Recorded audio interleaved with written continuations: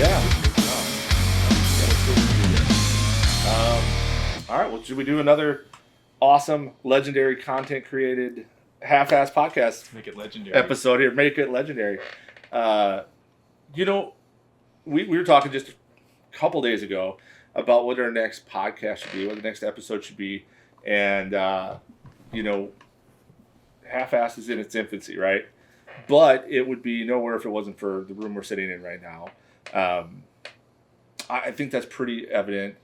That I was stuck in neutral, and we were talking, you're like, let's do a podcast, do an episode. So we came out here, and then I'd been out here before to this space that I hope these cameras do justice to. I don't think it does, because it's just such a unobtainable feeling when you stand in this room or sit. It's a vibe. It's a vibe. I don't think everybody picks it up, but you walk in the room, you got bongo drums, you got guitar here, several guitars over there, drum kit, keyboards, mandolin, ukulele, like something for everyone. Something for everyone. The only thing that's missing is like a big brass section, but we don't have any brass. brass. No brass. No brass. That's okay. That's a good point. I never even thought of that. Well, I hope I didn't send you down another obsessive trail, but but the very cool thing about this is the launching of the first episode of Half-Ass was also kind of the launching of some of the bigger things that are taking off from here. Yeah. And we only really touched on it the first episode. That this kind of became a safe space or a cocoon for you. Yeah.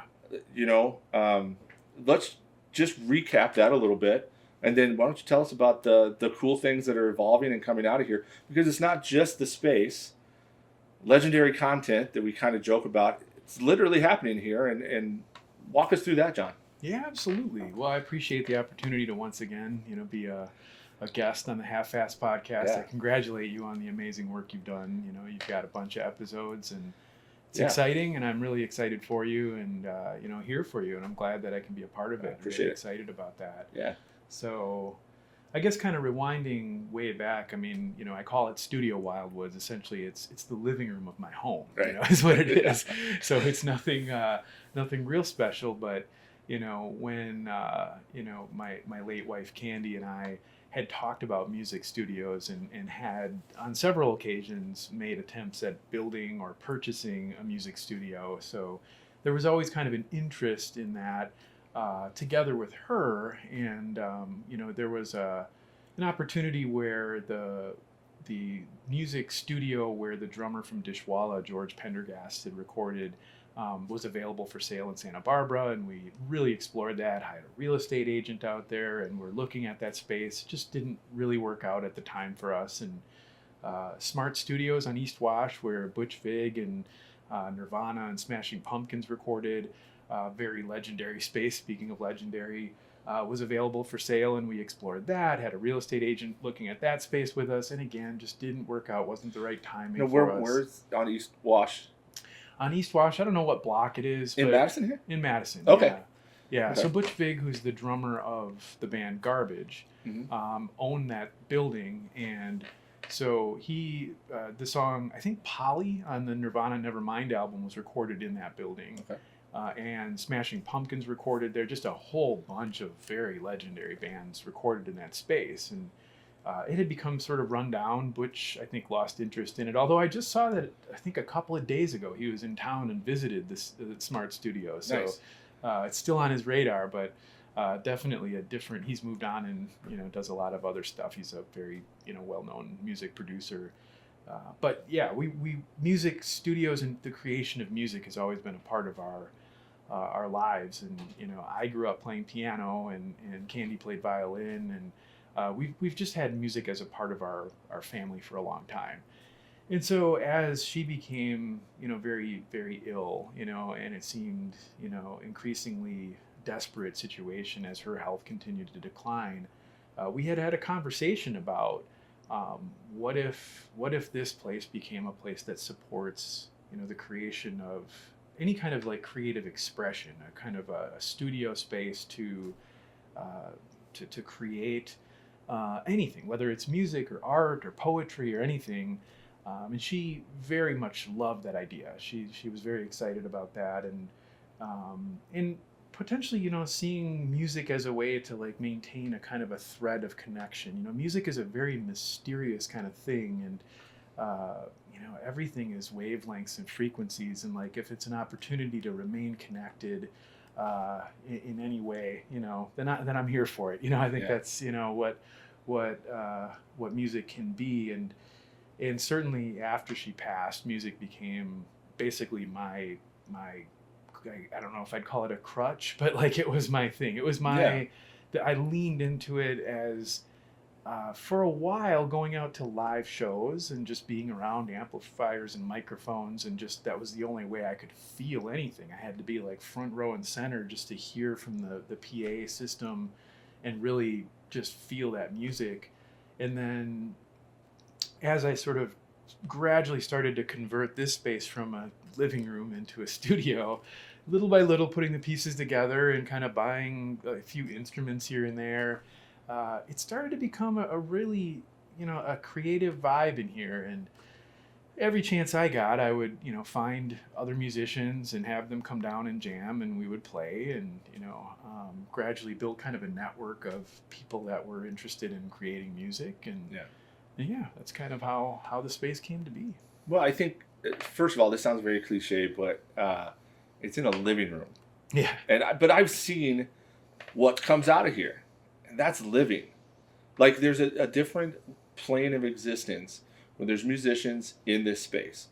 And to me, when we were on the phone before we reconnected, you're telling me I have a studio in my house, and I'm picturing, like Snoop and Dre with, that very classic kind of 90s vibe to it. But what this reminds me of is, those stories of, Led Zeppelin or The Who going to these estates, into these, cottages and homes that have been converted into these kind of things.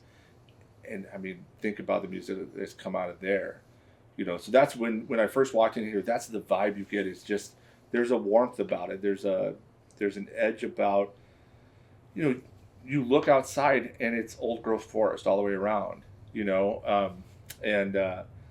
to walk into a space like that, and me, who's not a musician, although I do play a pretty mean recorder, I'm just saying, I don't doubt that. The third grade Mrs. Mossholder, the white knuckles really stuck with me. But as someone who's trying to launch, a separate kind of, creative branch, and try to do this other thing, it's such a warm feeling for that, So one thing that I think is amazing is, you can talk about it a little bit more if you don't mind.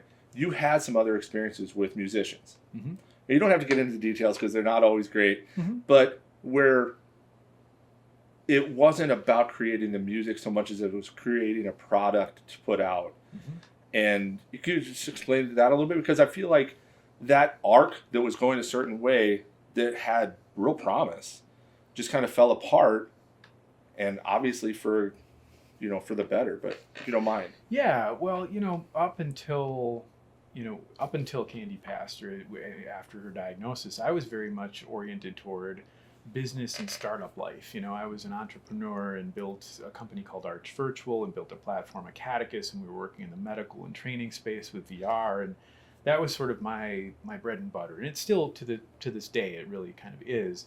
But it was a very different kind of vibe where, in the business world, it's all about maximizing profit and trying to seek, capitalize on things. And what I saw with music was just, it's more than that. And there's this really it's an interesting dichotomy in music where you are producing a product. You are producing a product that has a deliverable, and there's expected to be a kind of a transaction at some point with someone who would receive that music. Mm-hmm. So it is commerce to a certain extent, but if there's a muse or this other party that sort of enters into the equation when you're creating music, it's allergic to commerce. So you're trying to create something that has something that's bigger than the sum of the parts, which is what happens when you get musicians together, and suddenly there's this other thing that happens that's just indescribable with words. And if you try to package that too soon, or you try to put a bow on that, it just seems to be like counterproductive to the process of summoning or encouraging that energy to manifest.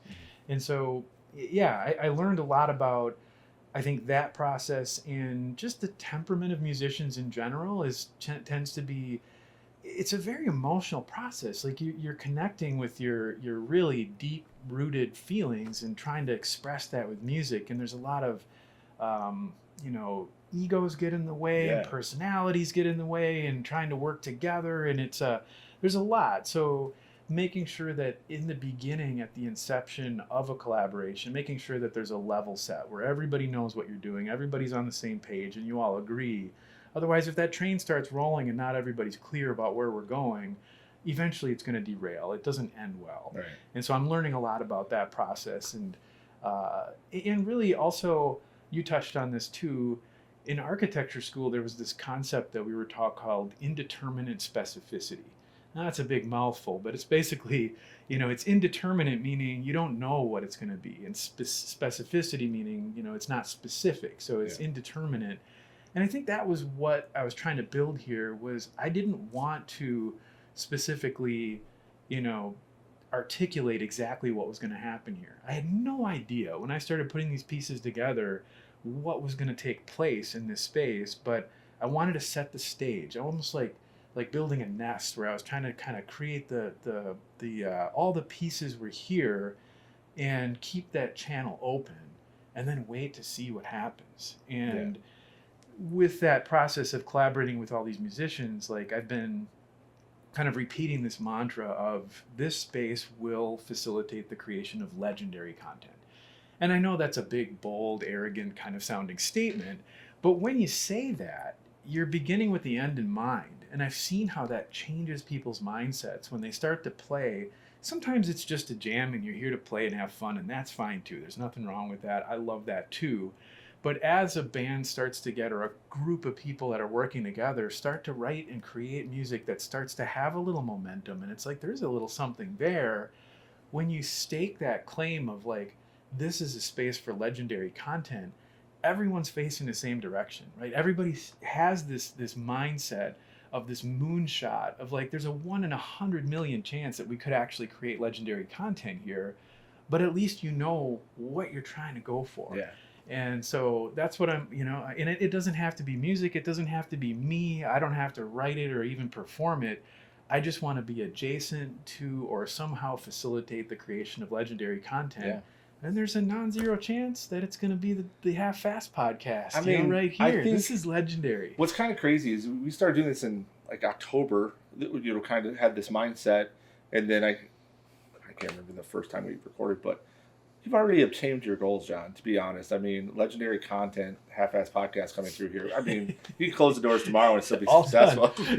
Check. Yeah, we did it. All joking aside, like those are some of the most important mile markers that I've had in the last couple months. Is just to be able to come out here and, like I said, the next time we get together, we should just run the mics just as soon as I walk in the door, because the content we always do that. There's such great conversations, but so you call it a jam band, and you've been in several of these, and you still are with some other musicians. Explain to people who are outside the area here, explain what Madison, Wisconsin means to that, because this is a pretty unique environment for that kind of music. Yeah, absolutely. Well, I think it stems probably from my background in music. Was classically trained when I was 5, right? So I learned Suzuki method, very classically trained, where there's not a lot of opportunity for improvisation or just creating as you go. And after I stopped taking lessons, I started playing. I continued to play piano my whole life, but I would basically just sit and jam, just play whatever was in the room, whatever I felt, whatever the weather was like, whatever emotion, and try to channel that into the piano. And so I've always been interested in this idea of improvisation. And I think as I started getting into collaborating on music projects with other people, and as soon as I sort of realized, the structure of some of the most basic things like 12-bar blues and how rock sounds, I didn't know any of that because I was trained classically. Right. But as I understood that, it became sort of clear that I was interested in taking that structure, but giving it a lot of freedom to explore and just be able to incorporate all of that. And that's what a jam band is essentially. A jam band is just a band that has kind of building blocks that you return to, but you kind of venture out and bring in, maybe someone introduces a riff in real time and then someone else borrows that riff and takes and builds on it, and then it changes. And it's always different every time you play.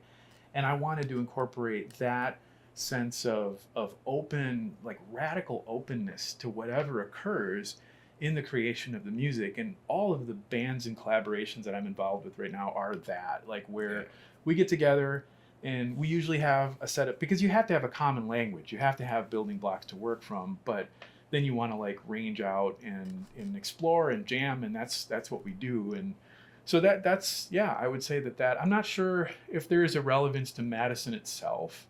Madison is an amazing music community for sure. There's a lot of great venues, a lot of great things going on, and I have yet to play a full show anywhere. We've done a couple open mics at Come Back In. I'm super glad that they're still there, and they're going to be there for a little while yet anyway. So, I had a great experience doing that, and I've been going to COPA, the community organizations promoting the arts. Very grateful for Brent Gerlach, who introduced me to Dale Sticka, who's been basically the visionary leader of that organization. That was the very first time I got on stage, is with the Jazz Society, the Madison Jazz Society there. So there's a really great ecosystem of musicians in Madison, and I've been having the opportunity to network with them and create. And COPA has, is it Wednesday nights? Yeah. Wednesday night open jazz? Third Wednesday of every month. Thursday, okay. Yep. Okay. And so I guess when I was talking about Madison, like there's venues all over Madison that are so open and accepting to musicians of all talent. Well, maybe that's not the right way to say it, but all genres and talent levels and stuff.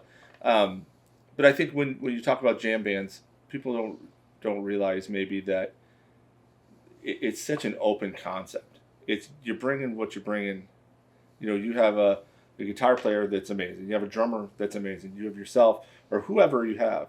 But maybe they don't all jive in the same genres, but you put that band together and taking elements from all of that and putting it together. I've listened to some of the stuff that you've recorded, and it's one of those recordings where you can't put your finger on what that is, except that it's nothing that you've heard before. I'm pretty set in my ways. It's country, rock, old school hip hop, and the stuff you play isn't something that I would go looking for. But once you listen to it, it pulls you in on a level that's hard to explain. One of the things that we've talked about is very interesting. Before we started recording, we were talking about consciousness and that. But to me, the jam band concept is amazing because it is playing on so many different planes and bringing those talents together into a place here. So, what are your plans, and what do you see this turning into? Maybe outside of the band, right now, but like we've talked about that, you opening this up to other people coming in. What does that look like for you in the future? Yeah, that's always been a question, and I think the band that right now is called the Bouncing Joint. Amanda Lenti is guitar and vocals and has written all of the songs that we're playing so far, and Jeff Schlesser on drums, and I'm on the keys, and we've been having some great jams. And when I should caution that we use the word jam bands, but I think a lot of people have a very specific connotation of what that sounds like. It usually tends to be sort of almost like a bluegrass folky kind of, it's string cheese incident. It's not bluegrass or folk. I'm not explaining that properly, but there's a vibe of jam bands. Yeah. And I would say that what we're doing with the Bouncing Joint is not that. It's a very much more like rock ballad. And we're similar to a jam band insofar as every time we play, we're a little different. We explore different concepts. We do incorporate the mood of the room and the feeling of the day, and we just jam together. But we're not jamming on 20-minute jams. Our songs don't go on that long. Like rock odysseys or anything. But. Yeah, if I tell people we're a jam band and they listen to us, I think it doesn't sound like a jam band. But that's where it came from. Was you guys just got together and jammed? Yeah, it's jam band in structure only, I would say, like in terms of we allow for that freedom, and we have these building blocks that we return back to, but every time it's different. And that's to me the magic of this stuff, is that, you get together and like all three of us play these pieces and practice on our own throughout the week. But when we get together, there's this like force multiplier that happens where when we're all on together, it like amplifies and creates this other thing that's bigger than the sum of the parts. It's bigger than what any of us could do individually. And even if you add us up individually, it still doesn't get there. But when we fold it all together, it just creates this amazing experience. And I think similar to a jam band, like we were talking about earlier, you might listen to us if we're on Spotify and yeah, pretty good. But if you're in the room when that's happening, it's palpable, it's visceral, it hits you, and it's a big feeling. So anyway, that's just one sort of bookmark there on the jam band concept before anybody's watching this like, wait a minute, you said you're a jam band, but it's not. So, but as far as openness to other collaborations, I've met some incredible musicians in Madison that are relatively undiscovered, where they're not getting opportunities to be exposed to, bigger audiences. And obviously this is a tiny independent venue. I don't have an audience. We were talking about Studio Wildwoods right now has like 4 subscribers to our YouTube channel. So just do John a favor. And if you're listening to this, go subscribe to the Studio Wildwoods. All of our Instagram. Click and like everything on John's page. Go check it all out. You and my mom and my brother and you guys will all together. The neighbor kid. Our He's fan really base. Good. Yeah, but I never wanted to have to say that, like and subscribe. But then I look at some of my posts and I'm like, why the hell aren't people liking this stuff? You gotta tell them. I never realized I had to like this stuff because it does go to all the algorithms and all the stuff that we're trying to track. Yeah. And then when you don't see it, you're like, man, that thing's got like 7 likes. Yeah. But there's 200 and some views. That's right. So I don't know. If you're watching this over there, the button is down there. It's probably there's like a subscribe button, a thumbs up button. Big red button for us. Hit that one. That'd be great. I think that's one of the things is I'm trying to navigate the stuff that, there's a lot of content out there. And some of my favorite content is just the silly, stupid stuff. But also the heavy stuff, I enjoy that too. Especially when it comes to the consciousness stuff we were just talking about. So I try not to be cliche in the stuff. But then some of the stuff when you realize, shit, I just gotta say it because it's out of their mind. But it is funny that that we were talking about that. But I didn't mean to interrupt you as you were talking about other collaborations. Well, yeah. So there's amazing musicians, and what I'd like is.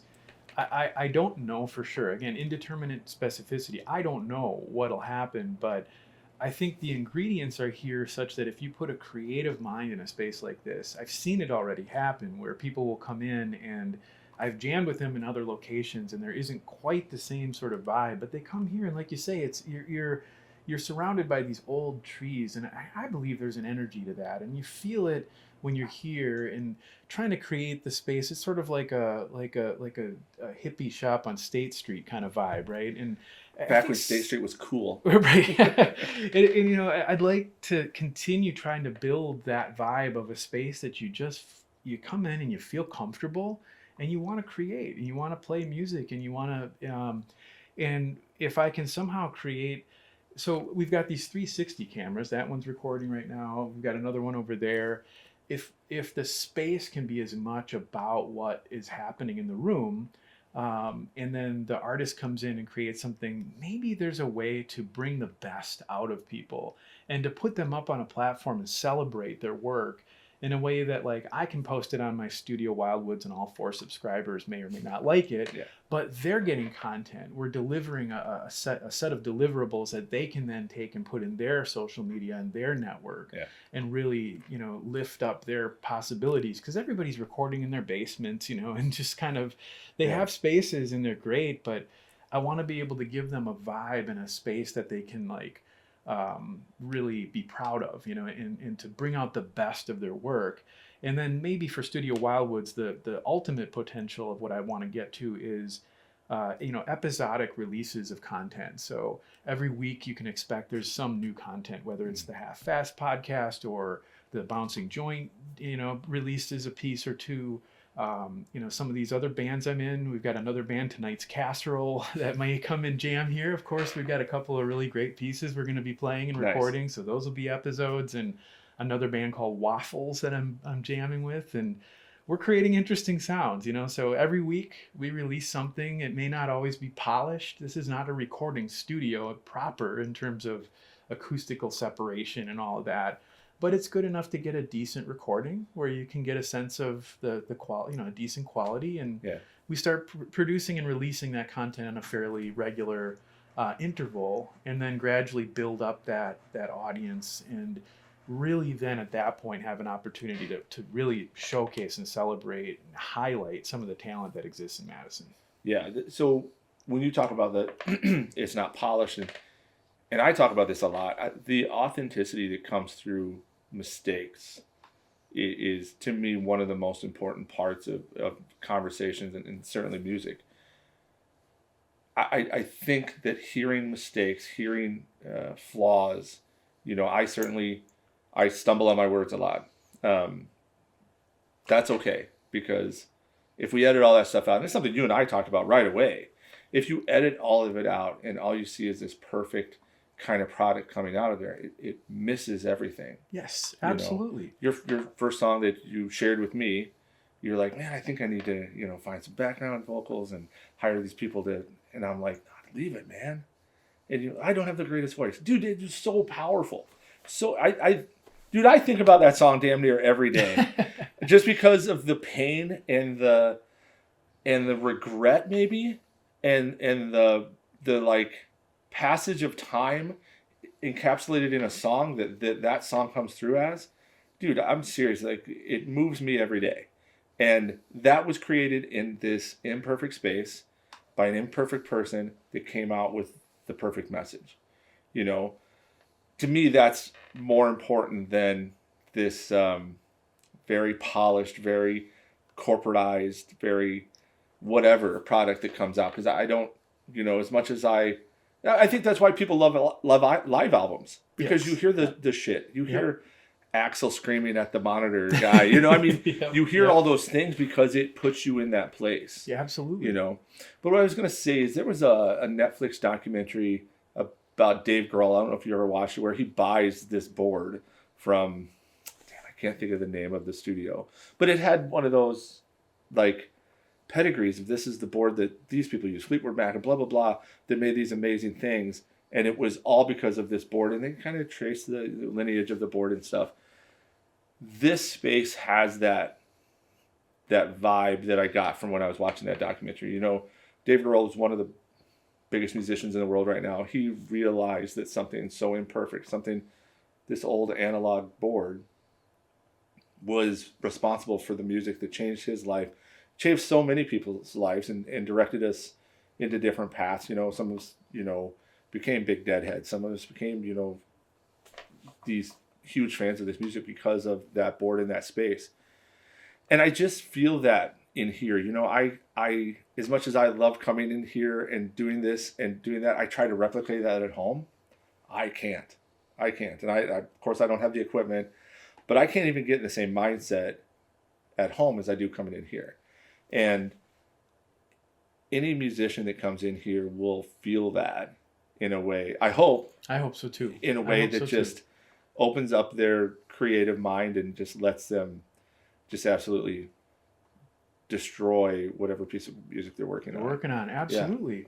Well, I think right now we're in a phase where a lot of music is digital, and it's beginning to lack potentially some substance that used to exist. And it's interesting that a lot of the youth of today is listening to music from the 90s, which I think is interesting, because that was kind of the last sort of era of music that was this like really and I'm way out on a branch here, I shouldn't even be going here, but like, it was very raw, it was authentic. And not that there isn't authentic music today, there certainly is. There's a lot of amazing music, but we're entering into a world of artificial intelligence where everything is artificial, and things are digitally produced, and you're seeing productions where almost everything is electronic, and so maybe my belief is that if we can create something authentic, and like you say, it's not polished, and we leave in all the ums and ahs and all the the impolished sort of imperfection of it, that sort of people, I think, in the world of artificial everything are going to start seeking authenticity. And if you can create authentic experiences and authentic music and expression, I think there's going to be a desire to find that kind of vibe. And I'm hoping we can support that. And part of that process was this piano here, this electric grand piano. It's a Yamaha CP70. And I had, speaking of jam bands, I was a fan of My Morning Jacket for years and years back. We saw Jimmy James open for Bright Eyes at Athens, or the Greek Theater, the Greek Theater in Berkeley, and just fell in love with his work and started following My Morning Jacket. And I saw they had I've seen this piano on stage with My Morning Jacket, I mean, a dozen times. I've seen it a whole bunch of times, and they had it for sale on their website. And so I was like, okay, my patio doors are dilapidated. My carpet is embarrassingly in bad shape. This house is kind of falling apart, but I need that piano. and so, and also the only time Roger Waters from Pink Floyd ever played piano on stage was this very piano at the Newport at the Newport Music Festival. I should get that exactly right too, but it was a big performance, and I've got a bunch of video of him playing it. And so to kind of speak to that, getting that vibe like David's bored, I get that. I wanted the mojo. I wanted the feeling of this thing was in front of thousands and thousands, hundreds of thousands of people over the decade or so that they toured with it. Yeah. And so bringing that into the space and hopefully having that kind of fold into the vibe is a part of it. And then maybe identifying a few other pieces like that. But because again, there's nothing like an electric grand piano. And I mean, I've got my synthesizer up here, which is great, but there's a reality, there's an authenticity to this piano that I can't replicate on the synthesizer. Right. Don't worry about your carpet. It's full of musicians right now. Everybody's exactly. Yeah. So let's just backtrack a little bit. As you were setting this up and you were in this healing phase of your life, and you will be for the rest of your life, I'm sure. Yep. What was there a moment when you're like, yeah, this is going to work? Or was it just this constant, or maybe a slower progression to, okay, maybe this is, and now we're all where we are? Or was there like a definite, time when you're like, okay, I'm heading in the right place? Because a lot of the podcast episodes that we do focus on mental health and depression and anxiety. And this became your medication. Yeah. This became your drug of choice. Yes. Was there a moment then when you're just like, yeah, this is going to work? Yeah, I don't know that I still haven't had that feeling where I'm like, for sure this is going to work. I feel I have a very strong inner critic voice. So most of the time when I'm doing this, it's like, what am I doing? Why am I buying an electric grand piano? Like, who cares, right? I can't afford that. What am I doing? What am I thinking? Why am I doing this? And there's a certain amount of delusion involved with going in here and saying, we're going to create legendary content in here. And, this is a music studio when everybody's got a music studio around every corner. This is not something that's new or different. John, fat guy with a podcast. Are you serious? It can't get more cliche than that right now, But like I've reinvented myself. Candy and I both really went through a lot of changes in our careers where, we were trained as architects and then started using virtual reality. We talked about this on the first episode where, suddenly now we're virtual reality developers, and it was just always like I remember in every phase of this transition telling people, yeah, I'm going to be a VR developer, and watching them go like, sure, good. You're an architect. What are you doing now you're a virtual world guy, you're working in Second Life, what are you doing? But then demonstrating the concept, building up a process that works, and then moving on to the next stage. And then now, then it's healthcare training. Yeah, you're going to train doctors and nurses using virtual reality. Sure you are, John. Yeah. But then we did it. We built the catechist, and so this felt like that to me, where new people in the music world that I'm meeting, they come in here, they see this, and they're like, okay, this is cool. And then I'm like, yeah, we're going to create legendary content. And they're kind of like, yeah, sure you are. But people who have known me for a long time, they come in here and I say, we're going to create legendary content. And there's kind of like an, oh shit, like John does usually do what he says he's going to do. There's a follow through. There's a chance that Yeah. it might actually happen, but this one was different though, because I'm so far out of my comfort zone. Like I know nothing about music production. I know nothing about even playing. Literally, I've only been playing piano in this context for 6 months, 9 months now. I mean, I have no idea what I'm doing, and so there's a certain amount of insecurity with that inner critic that's just kind of like, what are you even doing? Like, you aren't you supposed to be, working on other things? Like now you're going to be a musician. Like now, like it just, and there's no money to be made in any of this. We should just start with that from the beginning. There's no money. No one's ever going to make money. Our GoFundMe's will be set up shortly. Yeah. I guess we kind of did begin with that, where it's this transactional thing, and it is commerce, but like nobody pays for music anymore. No. So no one's going to make any money. No, it even makes me mad when my kids are like, hey, can I get, $20 a month for Spotify? I'm like, Spotify's free. Like, yeah, but then, if you, fast forward through 6 songs, I'm like, have you ever heard of radio? Right. Like radio, like, so there is that, like, there's a little bit of apprehension, of course. To me, it floors me that you have an inner critic because of the things that you've set out to do and then done. To me, it's I think, especially people who maybe knew us growing up, I think 99% of those people are going to watch this, maybe, you guys should watch, and be like, dude, those guys are idiots. Like, what are they doing? We have some very shared connections with certain people, and it's going to make me laugh thinking of what they're thinking while they're sitting here watching this, because this is not the same two people who came through Manitowoc High School. But that being said, you've created things in this world that are for the betterment of people, for sure. And I don't think that this is much different than that, because this is such a healing place. The music that's going to come out of here is incredible. And for this all to start because basically a need to help yourself, So there wasn't really a aha moment. But do you think you're on the right trajectory for, creating music for other people? That's amazing. I've heard some of the stuff you've done for yourself. Do you think this is in the vein of what you need to have happen? I think so. I listen to a lot of podcasts now about music production, and I'm a quick study of that whole world. Mm-hmm. Although coming at this from a cold start, I'm turning 50 years old in December, and it's just, I'm, starting a whole new chapter, reinventing everything.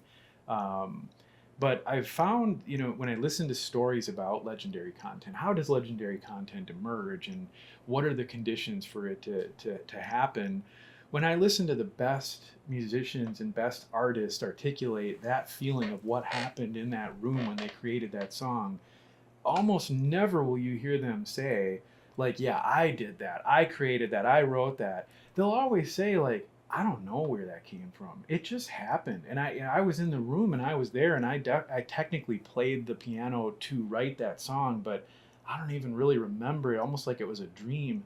That's so common when you hear about the creation of these really legendary pieces. And I think it's less about me in here hunting for a specific piece of legendary content, and it's more about keeping a channel open where you again, I don't know. It's indeterminate. I don't know what's going to happen, but I do believe that if I create the conditions for it to emerge, and I keep the channel open, that if there's something that wants to express itself, that it will find its way to the space. And I think some of the collaborations and some of the music that I'm really excited to share over the months ahead are very mysteriously like that. People that have come together that never would have worked together, that have never would have found their ways together, but happen to be in this space, and even just like one-on-one conversations. I don't know how many people I've had come in this space that are otherwise fairly serious people that just open up, and there's tears, and there's like a willingness to just talk and share. And it might be that the legendary thing that happens isn't even a deliverable that anybody else sees, but it's just a conversation that happens with one person who comes in here and feels comfortable enough to open up about something they wouldn't otherwise talk about. Yeah. And it sets them off on a whole new career trajectory or life trajectory that they get excited about, and it just, so yeah, it's indeterminate, but creating the conditions and allowing that channel, keeping that channel open as long as I'm able to afford it is what the name of the game is. And so in that way, I feel like I am on the right track. I do feel like the channel's open. There's days that happen here where magic happens. Last night there was a jam here that it just felt palpable, like it was real, and it wasn't just a delusional thing, where it really was amazing. And the more of that starts to happen, the better it's going to be, and I'm here for it. Yeah. One thing that I remember is, I think it was Jimmy Page talking to the Edge and maybe John Mayer, I can't remember, but he's talking about, this riff, this iconic riff, and like, where'd it come from? Well, it was kind of this, and then it went to this, and I had this left over from something else. And then one thing he says, and a lot of musicians will say it, is, I brought this to the band, and then this came out of it. Yes. So it's like this definite collaboration, but you rarely, especially when you start removing ego from these conversations, you very rarely hear this was like this. I think the most famous kind of episode of the ego kind of destroying the band it's Guns N' Roses. I mean, it was this amazing flash of talent all put together that really just exploded over, into life, and just the height of their success, ego just tore it all apart. Yeah. And it took 20 years for them to be able to be in the same room together. So the interview that I saw with Axl about that was, he owned everything up. And he said, this was me. This was my ego. This was people telling me that this is you. You're the band. And, in the interviews with his bandmates since then, especially Duff McKagan will tell you, this man is not the same man. He has completely done a 180. I've learned so much from him. We're basically, the one I just saw was, they were talking about having to be backup singers. He goes, we're just used to screaming into microphones and at the club, and you can't do that. It became so much more collaborative after the ego all left the room. That's just one of the biggest stories, about egomaniac Axl Rose. But everything about Axl Rose, other than that part, everybody says great things about the dude. So being able to leave that at the door is definitely something. But how is it that because in all intents and purposes, you are the producer in the room? Like, how does that ever, I know the current band that you're with, that doesn't really clash. Has there ever been a time when you're just like, dude, this isn't working? You need to leave everything at the door. And I know there's you don't have to obviously name drop or anything like that, but how does that change, when you have to kind of take control of the situation, Yeah, I mean, insofar as it's possible, I like to just let inception occur of its own accord, where I don't have anything to do with it. I try to my biggest challenge, I would say, is staying out of the way and try not to let my ego have any inflection in what's happening in the space. And one of the things that I've been getting better at is making sure that when a band comes, if there's an understanding that we're going to be playing, that the studio is always live. All these cameras are always recording, and all the microphones are always listening. And just get used to that, because otherwise, if we create this moment where we're jamming for a while and we're starting to feel good about what we're doing, and okay, let's start recording. The minute you hit recording, it's dead. Yeah. It's just dead in the water. So, getting like little techniques like that where you sort of sneak up on it, where you just like get in the habit where like, we're just always live. Don't even think about it. Like, at the minute you walk in here, it's live, and I'll edit it out. I'm not going to publish all the nonsense banter. But when we create, I don't want there to be that moment. I don't want to make it precious, because then I feel like then the muse is allergic to that, and it just will evacuate at that moment. So little things like that. And also trying to like identify what people's real inner emotional, like where they're at as a person and where they want to go. And I always ask everybody, I know I've asked you this, and I ask everybody that comes into the space, 5 years from now, all obstacles are removed, where are you at? What are you doing? And I want to understand what people think. And some people never even gave it a thought. Right. Well, if you're in a boat and you go out into the ocean and you don't know what your destination is, you're just going to go around and around in the ocean and never get anywhere. Yeah. Even if it's delusional, even if it's a crazy idea, a big moonshot idea, you got to know where you want to be, and you want to think about that to help manifest that reality into your world. And so bringing that out in people, like, who do you want to be, where do you want to get, and then trying to figure out if there's anything that I have in my that I can do to help facilitate that. That's what I'm trying to do, to just try to get the best out of people. And then also kind of the part that I'm not very good at is the navigating of egos, like, because that does always happen, and it's plain vanilla band drama, right? There's nothing unique or new about it. It's around every corner, but I feel like again, trying to sort of create this kind of peaceful vibe here where you don't bring your junk in here, you don't bring your shit in here, you leave it at the door. You're coming in here, this is a radically open, radically creative space where we don't shit on each other, and we don't criticize, and we don't do any of that. Like, this is a space for open sharing and building forward rather than punching down or criticizing or and I think that's where I'm at least right now. It's an ongoing process. I'm like 6 months into it. But so I'll bring that up with this, like, we kind of share the same non-confrontational attitude, and it's certainly changed for me, where it used to be, I think I was very much the kind of person who's just like, dude,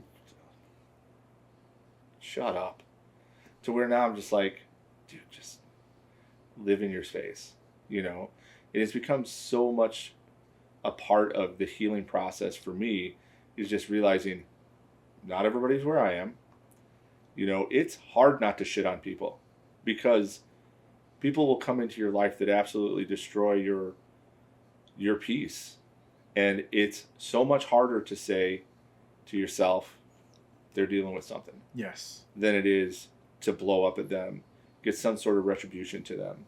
You made me feel like this, so I'm going to make you feel like that. But what I've tried to do is realize that those people aren't necessarily attacking me. I mean, in a real sense they are, but in a more deeper sense is there's something outside of their life. There's some other thing going on, and I'm the target of that at the moment. And I've gotten such a peace from that it has really just become the essence of who I am. I try to love everybody in their moment, and if they're not a lovable person, I move on to the next moment.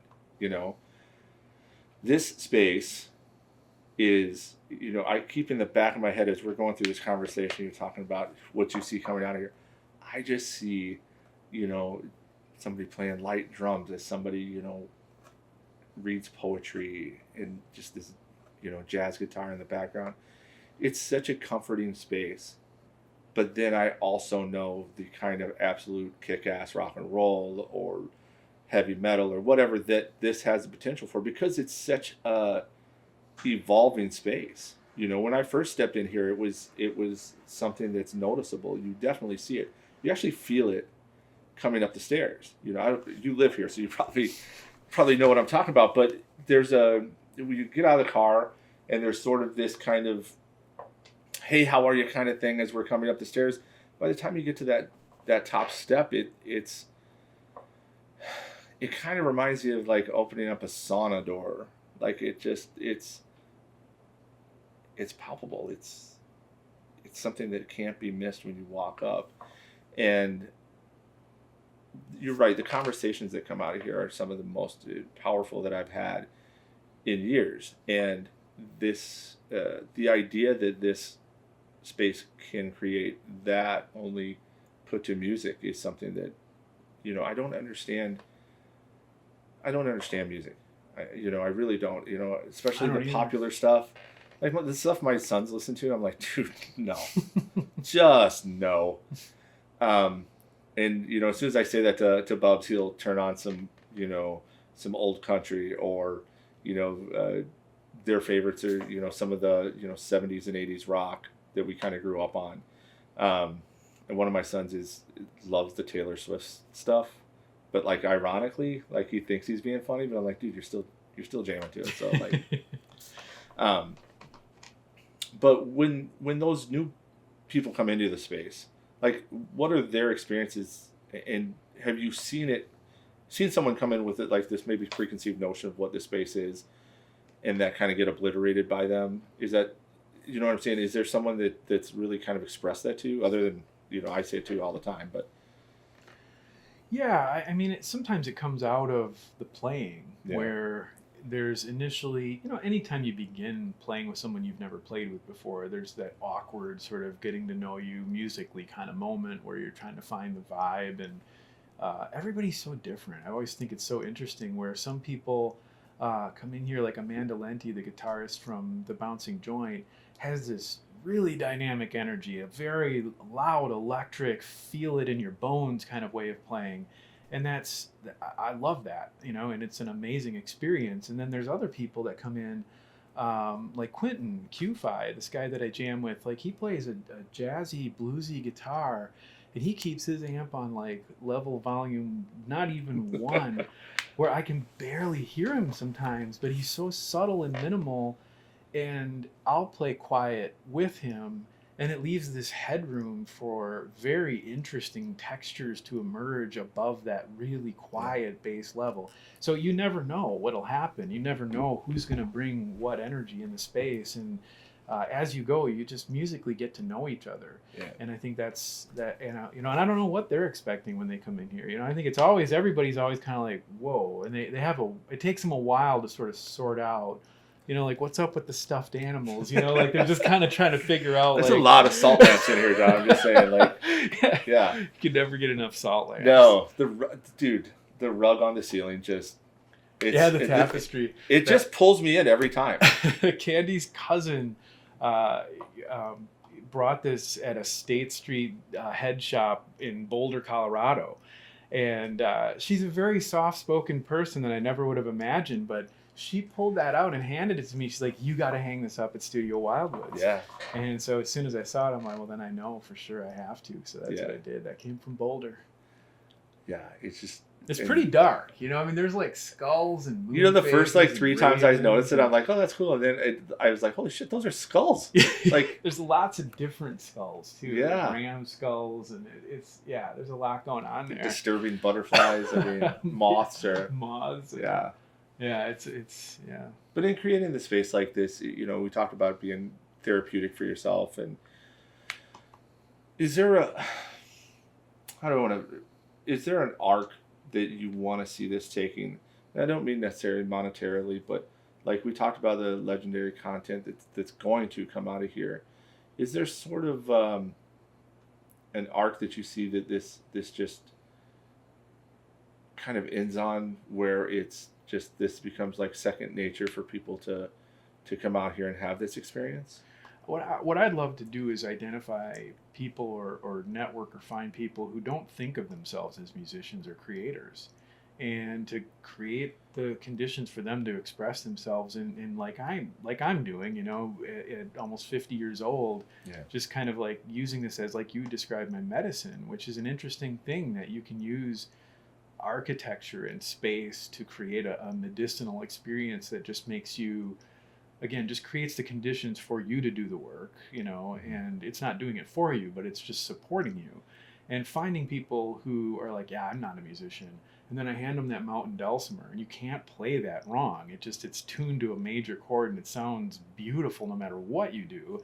And suddenly you see them get zapped the way I got zapped when that group came here and jammed over the summer, where I was just playing around on the piano and I didn't know what I was doing. And then when I heard that engine start running and the amplifiers start to get turned up, it zapped. It was like a reverse in polarity that I described in that first episode, where it just woke me up in a way that nothing else could. No medicine, no therapy, nothing could have done that for me the way that did. And it, potentially saved my life. It set me up on a completely different course. So if I can help other people do that, zap them the same way that this zapped me. That Mountain Dulcimer zapped a few people, where they just come in and they're like, I can't do anything, and they play that, and I just look, the look on their face is just like, oh, so that happening and letting people realize, like, it doesn't matter where you're at in life. It doesn't matter. No one's going to make money at this, no matter how hard you try anyway. So you might as well come in and use this as medicinal. Sorry, I interrupted you. Some things have value beyond monetary, you know, and I tell myself that, but, Yeah. When I can use that to pay my mortgage, that'll be perfect. But all joking aside, there's so much more value in certain things than can ever be placed on that. I'm doing this, as my medicine. I'm doing this to be able to reach out and reconnect with some of the people in my life that have meant the most to me. And there's, I shared a story before about, someone opening up about not being able to talk to their spouse because of, fear of retribution or whatever else. And I think this is a space that also kind of leaves the retribution aspect of the door. Like, I hate using the term, but this is a safe space, and it's a space where there's everything is being recorded, but none of it matters except for what's coming out of the mics. Yeah. If that it's kind of a hard way to describe it, but it's more about the individual than it is for the sum of the combined. The music that's going to come through here is therapeutic, if nothing else. We've talked about it before, the ability of music to change attitudes and reflections and even themes of your life. I think I shared a little bit about this before, but you basically told me in not so many words, Tim, get off your ass, get down here, and let's do something. Yeah, just do it. Just do it. And it turned into something where I'm like, yeah, this is fun. And I hope the dual purpose in that is it's fun and it's therapeutic for me, but it's also fun and therapeutic for other people. Mm-hmm. And I think, sometimes when I listen to podcasts, I listen to the people who have something to say. I've discussed this with you before. I'm not interested in what the rich guy did at the other rich guy's house that rich guys can afford to do. Don't care. It's awesome. Maybe it's funny. Maybe it's, whatever. I can't relate to that. What I can relate to is the guy who gets up in the morning, puts his boots on and goes to work, even though he is dying inside. Mm-hmm. I can relate to that. Mm-hmm. Let's talk about that. So maybe both of us don't end up dying inside another day. Yep. And I think music has that same spot. We all remember a time in our lives, most likely junior high, high school, when we were just gutted. And there was something on the radio or something in a cassette tape. Yep. People have no idea what those are anymore. Or an 8-track or whatever it was that we laid on our bed and shed some tears to. Yeah. And now that song 30 years later hits us. Yeah. For me, it's the song Unwell by Matchbox 20. Yeah, it's a great song. It's one of those songs where in the moment, you're not realizing what he's feeling. Yeah. But you just realize that it's speaking to you. Yeah. And 30 years later, you listen to it and it hits you in the chest the same way. And that's what a lot of music does to a lot of people. Yeah. Not necessarily the music that's being produced right now. It's a lot of corporate rock, corporate country, whatever you want to call it. And don't even get me started on the rap stuff. Not a chance, man. But I love it. I do. I really do. I love the mumble rap. You're a big fan. I'm for all kinds of. If it's good, it's good. And I've heard some of the best. I mean, some of the best rap and hip hop. Just absolutely. But through the expression of their emotions, absolutely. But like I said, I still turn it off because it's not for everybody. It's not for everybody. Genres are for different people. But when you come in here and I listen to the stuff you guys play, I have a hard time believing that there's anybody that's going to be able to say about this music what I was just able to say about rap.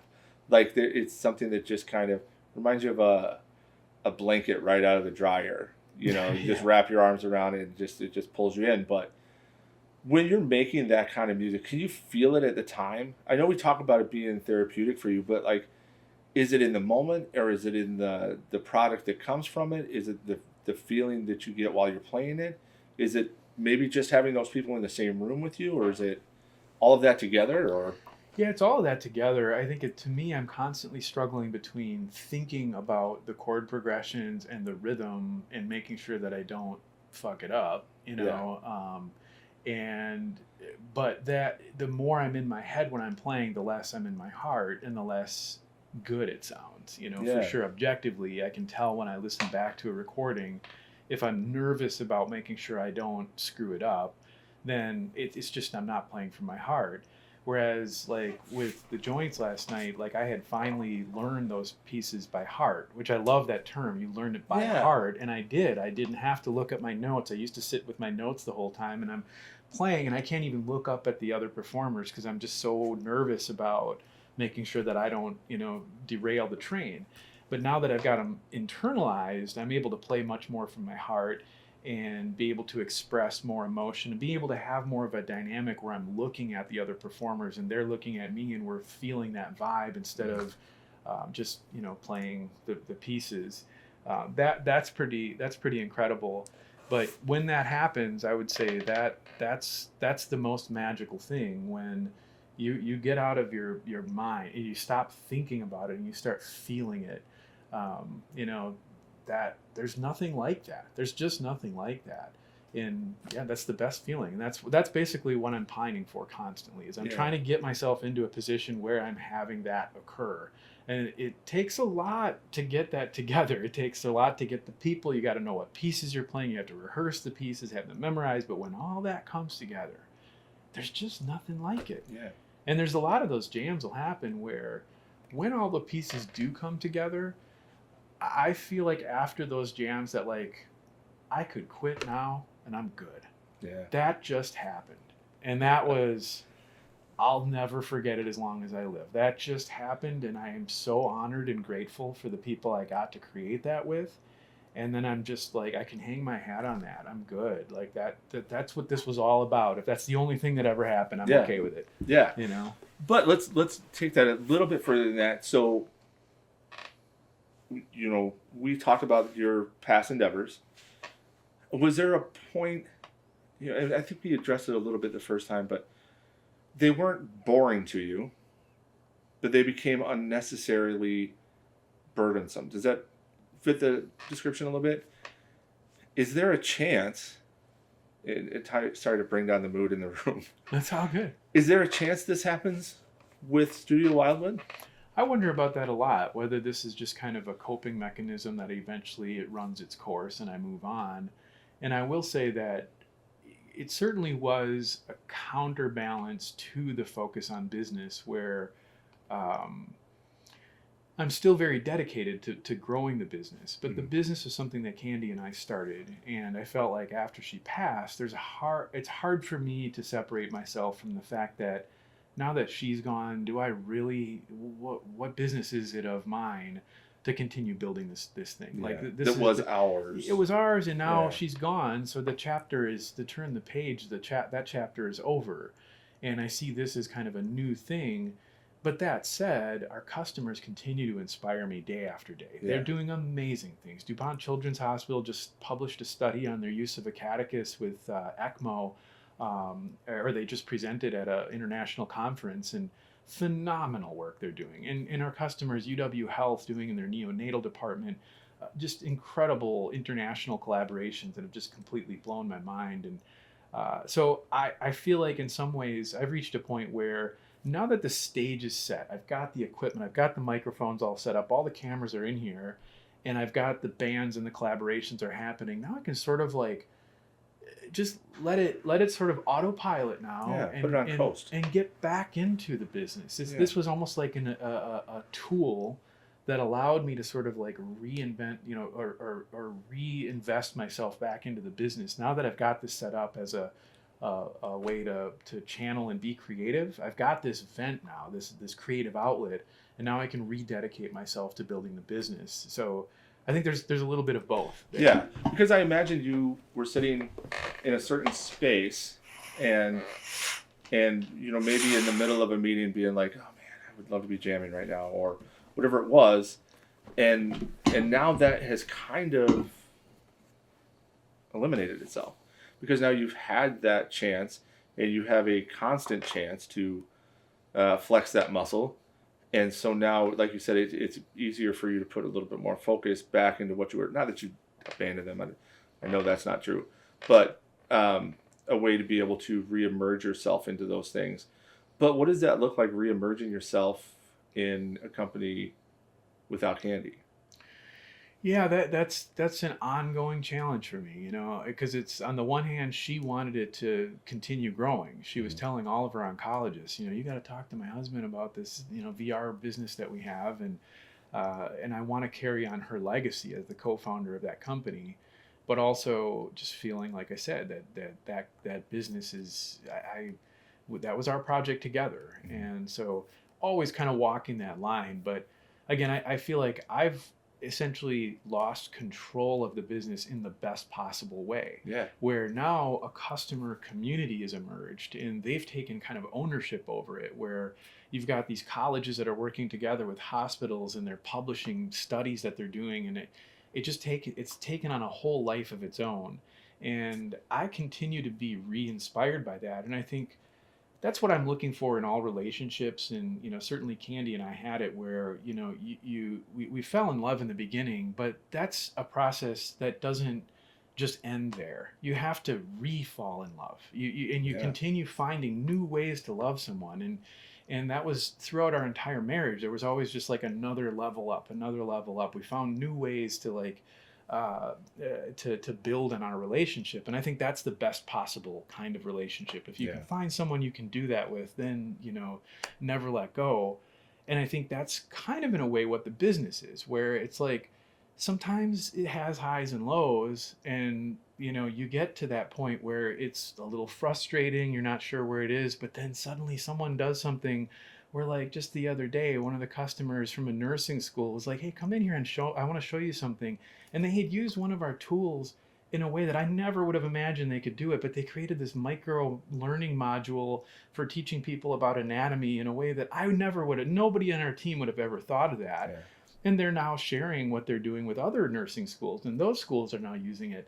And it's like I'm falling in love with that business all over again. And I just love Acaticus, and I love our community, and I love our developers, and our team is phenomenal. I'm so grateful to have that. So I think even though I went through a spell where I was sort of like, yeah, I don't know if this is right for me anymore, but the process in the community and the organic sort of evolving nature of that business was such that I love it. I can't get it. I just want to keep going with it. It's kind of like picking up that album that you forgot how much you loved. Yes. And you listen to it again for the first time, and you're just like, oh yeah, yes, this is why it spoke to me. Yeah. That's why it spoke to me. I don't know where we're doing on time, but I think we need to wrap it up here a little bit. Yeah. Let's put a point on this though, because we talked about the inception, the building, where you're at currently. We've kind of touched a little bit on where you want to see this in the future. What plans do you have, maybe even up here, or some that are real life circumstances and situations? Where are we going to see Studio Wildwood the next 6 months, the next year? I'm certainly not going to stop coming out here to do these, but you're always welcome. Yeah. But where do you see this happening, and what are some of the plans that you have moving forward here? Yeah, I want to continue to release episodic content, like a podcast, only it's a music collaboration, and I really want to get to the point where there's a steady stream of that content. Several of the collaborations are starting to really grow, and it's been interesting to me insofar as it's basically like I was creating like an orchard, right? And the plants were the trees were starting to grow, but they weren't bearing fruit. But now, like, all that work has gone into building the orchard, establishing it, and now their trees are starting to get to the point where they hopefully bear some fruit. And I think I'm looking forward to those collaborations, and some of those performers and artists and creative people get rising up with their content to the point where they're ready to share it and putting that out there. And I want to continue looking for artists that are undiscovered and just giving them a place to create content and And also, I really, on a personal level, COPA, Community Organizations Promoting the Arts, I'm an ambassador there. I love their mission. They have an indie tune-up that's the first Wednesday of every month that, similarly takes an independent artist and it really gives them a stage and a listening room of people that are there for their performance. And I think I want to support that in any way that I possibly can. It's an amazing mission that they're on, and anything that I can do to help facilitate that is a big, important part of my life as well. And then, going forward, I really don't know. Again, it's a balancing act between sort of like giving it a direction and knowing where I want to go, but also sort of like not having too much control and letting it emerge and let it tell me what it wants to be. And so I kind of want to remain open. And again, I think my task is less about saying, here's the exact things, this is the schedule of content that'll be released. And it's more about the task of keeping the channel open, keeping networking, continue meeting people, continue to produce work and just see what happens. Yeah. For me, the hard part is when I tell people, hey man, I'm going to be releasing some more updates and blah, blah, blah. And then I can't do it. I just become stuck in my own head. And so, I think that this is definitely one of those ever changing, ever evolving situations. And the last thing you want to do is make it feel like work again, so let's do this real quick. If people want to get a hold of COPA, how do they do that? Yeah, I think Facebook and their website, COPA, if you just type in, COPA, COPA Madison, you'll find it. It's on Index Road, and always something every Wednesday. And Monday nights they have I think it's every other Monday, the Madison Music Professionals Music Industry Night, I think it's called. Always a great time, always great. Madison Jazz Society, I think their website is Madison Jazz Society. But if you just search for that, you'll find them. It's a great page too, because there's also some, not necessarily just musical arts, but some real artists out there too that are doing some. My wife and I actually attended your COPA festival. Mm-hmm. It was very cool to see the inception of that. So other than COPA, if somebody wants to get in contact with you to maybe come check out Studio Wildwood, how would you like them to do that? I would say through Instagram at this point. Find us Studio Wildwoods on Instagram or me personally and reach out there.